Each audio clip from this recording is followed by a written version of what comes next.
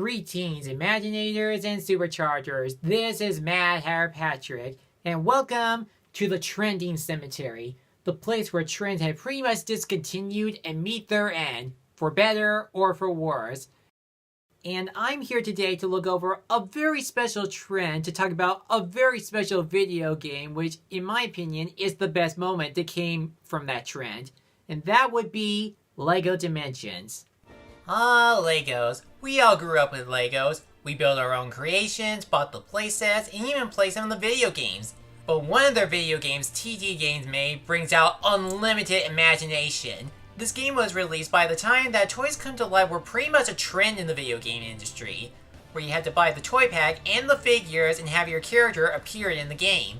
It all began with the success of Skylanders Spyro's Adventure, where it not only received good reviews, but it was the best-selling game at the time for kids, and sold over 30 million figures.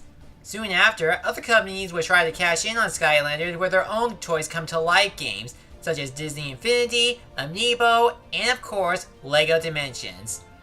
Well, it makes a lot of sense for LEGO to jump the bandwagon because they already made multiple LEGO video games based on licensed properties like Star Wars, Harry Potter, Indiana Jones, and more.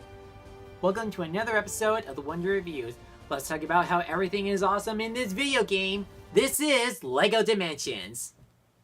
The game is about an all-powerful being named Lord Vortek, played by Gary Goldman, who is planning an evil scheme to take over the LEGO universe by stealing all the foundation elements, which are icons from famous franchises like Ruby Slippers, The One Ring, Krypton, and more. It is up to the LEGO heroes, most namely Batman, Wildstyle, and Gandalf, to travel through other dimensions and try to stop him. As a game, this all sounds and looks unbelievable. One advantage that it has is that it somehow manages to use all of its franchises they can use to cram it into one big story. Wizard of Oz, Ninjago, Doctor Who, Ghostbusters, and even Portal.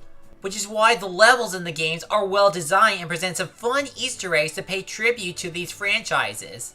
But it doesn't stop there. There are even some individual levels based on the franchise that either reenact their respective films or episodes, or at times make an original storyline. When you actually start playing the game, it's mostly pretty good. Whenever you buy a new character, you have to follow the instructions on how to build the gadget, vehicle, or the portal itself. The figures themselves only have their instruction manuals inside the box, but you can assemble them easily.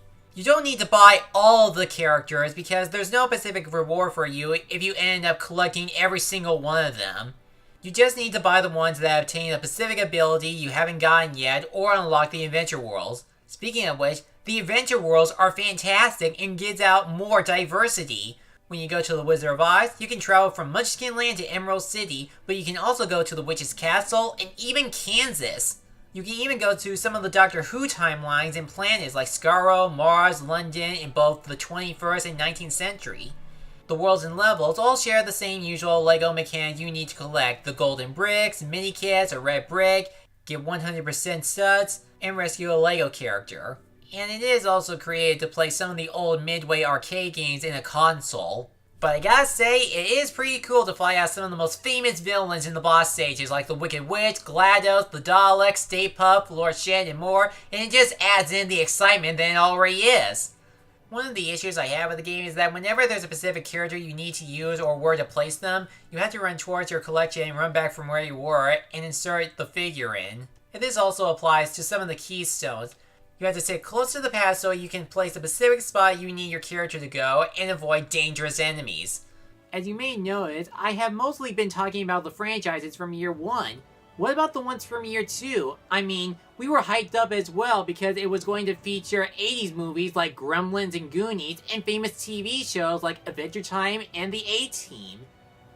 And when it finally happened, oh my, it was alright. If you're looking for some excitement about these famous properties, you'll get some. There are more levels based on them like Adventure Time, Mission Impossible, and yes, Sonic the Hedgehog. In addition, Year 2 introduced the story packs, which contain 6 levels based on movies that were currently in theaters at the time, like Ghostbusters 2016, Fantastic Beasts, and the Lego Batman movie. They even introduced some new keystones creative as the previous ones. But why is it I consider the second year just okay? My problem with this installment is that it doesn't continue where we left off from the previous LEGO Dimensions adventure. There's no other threat that's trying to take over the LEGO universe like Lord Vortek. And as cool as these story packs can be, it feels like they were made as their own standalone game, just compile them into the Toys to Life game. One of the reasons why Year 1 is more memorable is that the LEGO Dimensions story takes us to levels based on one franchise at a time, including Ninjago, Lord of the Rings, Scooby-Doo, and DC Comics. And levels like Portal and Doctor Who can fully welcome newcomers on what they should expect from these properties. With Year 2, it doesn't do that. No tie-ins to levels for E.T., the A-Team, Beetlejuice, and more. Without those levels, I'm left wondering who are these NCPs from Knight Rider, or what's the premise behind the A-Team? The only time when it does feel like a tie-in to Year 1 is when a familiar character or Easter egg makes a cameo into someone else's homeworld. Where are my boys? What's with these guys? Whoa, are we gonna be in a movie or something? But by themselves, they have some cool moments like more boss battles and play additional characters with their own set of skills. If you complete the Goonies levels, you can switch Sloth out with the rest of the cast. Finish the 2016 Ghostbusters story, you can play the 4 elites anytime you want. And like always, the adventure worlds are really great with immersive areas for Adventure Time, Gremlins, the Powerpuff Girls, Beetlejuice, and more. And strangely enough, they crafted a Teen Titans Go episode where the Titans go into the LEGO worlds, which ironically I can see this episode be adapted as a level. There's even a battle arena to compete against players such as Fight and Capture the Flag, and it's pretty fun. There are some other problems too based on how it was programmed, like glitches and video game crashes, but it mostly depends on what console you're using or what you updated so far. But I can still say, I still had a lot of fun with this video game. LEGO Dimensions is one of the greatest LEGO video games with some fun levels, incredible visuals, and a nice gameplay. If you're looking for a video game filled with nostalgia like Kingdom Hearts and Smash Bros., then this is it. Now, I'm gonna grade this video game based on the 2 years that it has, one from Year 1 and the other from Year 2, because both of them are pretty different from each other. For Year 1, I give it an A-. As for Year 2, well, it's not as big as Year 1, but I'll give it a B. And by calculations, the overall game gets a B+. But let's be honest, this game would be a lot more fun if we add in even more franchises for Year 3. I can think of some on the top of my head. So, why did it stop?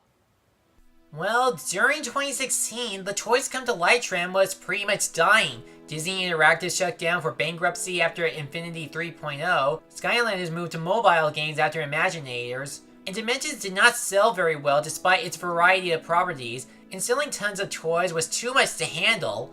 After the cancellation, TT Games went back to making standalone LEGO franchise video games. In fact, they had plans for a Year 3, and rumor has it that they were going to pick up where we left off in Year 1, with Vortek returning, make an extra Doctor Who level sequel with Missy, have the Flash as a playable character, and enter an adventure world of Minecraft. All that sounds amazing and should have been placed in Year 2. But it just goes to show that the Toys Come to Life trend was going to end soon, and we move on to other future technologies like virtual reality and upcoming consoles like PlayStation 5. But even though LEGO Dimension is done, it doesn't mean it's the end of the LEGO themed games. They already made tons of LEGO video games in the past, like Star Wars, Marvel, and DC. There's so many variations. There'll be more games based on franchises, whether they're old, new, or even bizarre. And now, I will end this video by sharing my top 10 favorite LEGO Dimensions franchises. Number 10, Ninjago. Number 9, Scooby-Doo. Number 8, Goonies. Number 7, The Simpsons. Number 6, Sonic the Hedgehog. Number 5, Portal. Number 4, Gremlins. Number 3, Doctor Who. Number 2, Adventure Time. And number 1, The Wizard of Oz. I'm Mad Hair Patrick. Now if you'll excuse me, we better be ready to build another imagination.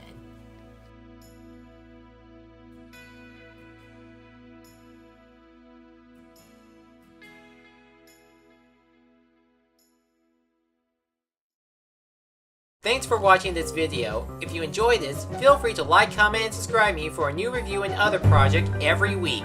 I'll see you soon.